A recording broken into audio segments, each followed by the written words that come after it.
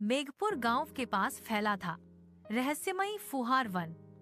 कभी यह चमकदार, हरा भरा और खुशियों से भरा था, लेकिन कुछ महीनों से यहाँ अंधेरा, सूखे पेड़ और भारी हवा दिखने लगी थी। गांव वाले चिंतित थे, पर असल बदलाव को सबसे पहले महसूस किया रिधम और उसकी दोस्त सोनिका ने।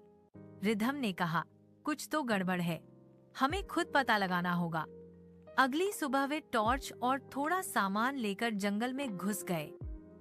पेड़ उदास थे, चिड़ियों की आवाजें कमजोर। तभी उन्हें एक पुराने पेड़ की जड़ों के बीच नीली चमक दिखी। रिधम ने जड़ों को छुआ तो वे धीरे धीरे हटने लगीं और एक गुप्त रास्ता खुल गया। दोनों उस रास्ते से नीचे उतरे और थोड़ी दूरी बाद एक घायल नीली गिलहरी दिखाई दी। उसकी पूंछ से वही कमजोर नीली रोशनी निकल रही थी। गिलहरी ने धीमे से कहा, मैं जंगल की जीवन चमक की रक्षक हूँ, पर एक कालाबाज मेरी शक्ति चुरा ले गया। उसी कारण जंगल मर रहा है। सोनिका ने पूछा, वह रोशनी कहाँ है?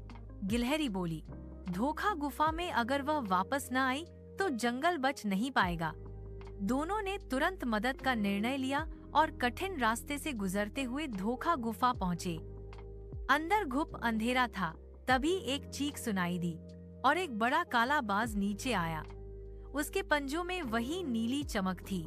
बाज गर्जा, यह रोशनी अब मेरी है।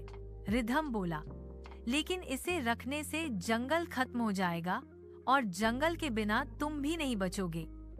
सोनिका ने जोड़ा, अगर तुम रोशनी लौटा दोगे तो यह जंगल हमेशा तुम्हारा सम्मान करेगा। बाज कुछ पल चुप रहा। उसकी आंखों में नरमी आई और उसने रोशनी दोनों को सौंप दी। ले जाओ, मैं जंगल को मरते नहीं देख सकता, उसने धीमे से कहा। दोनों जल्दी गिलहरी तक लौटे। रिधम ने नीली रोशनी उसकी पूंछ पर रखी। नीली चमक लौटते ही जंगल फिर हरा हो गया और सब जानवर खुश हो गए।